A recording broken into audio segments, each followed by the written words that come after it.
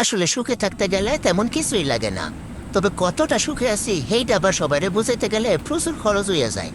এই যেমন বাড়ি লাগে, গাড়ি লাগে, সোফা, আবার খাওয়ানোর লিগে ডাইনিং টেবিলও লাগে, এসিও লাগে, আবার বেশি বেশি বাজার করে সবাইরে বুঝাইতে হয়। আসসালামু আলাইকুম, কেমন আছেন সবাই? আশা করি সবাই ভালো আছেন। একটা চাকু এবং আটা থাকলে আপনি ঘরে বানিয়ে নিতে পারবেন মজাদার নুডলস। দেখেন এভাবে নুডলসটা টানার পরে কিভাবে লম্বা হয়ে যাচ্ছে। আসলে কি জানেন, গোলাটা ভালো করে গলতে পারলে নুডলসটা সেই দারুণ হয়। বাইরের প্রক্রিয়াজাত জিনিসের চাইতে নিজে ঘরে বানিয়ে খাওয়া অনেক ভালো। এরপরে হচ্ছে হট টমেটো সস, আর হচ্ছে স্বাদে ম্যাজিক মশলা কিন্তু থাকতেই হবে, না থাকলে কিন্তু নুডলসের স্বাদটা একদমই বোঝা যাবে না।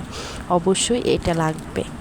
তারপরে হচ্ছে আমি সাথে দিয়ে দিয়েছি হচ্ছে এই যে রুটি বানিয়ে নুডলসটা রেডি করছি, ধনিয়া পাতা, টমেটো, কাঁচামরিচ, পেঁয়াজ, সাথে একটু আলু কুচি এবং হচ্ছে একটু পুঁই শাক দিয়েছি যাতে সুন্দর একটা ভিউ আসে।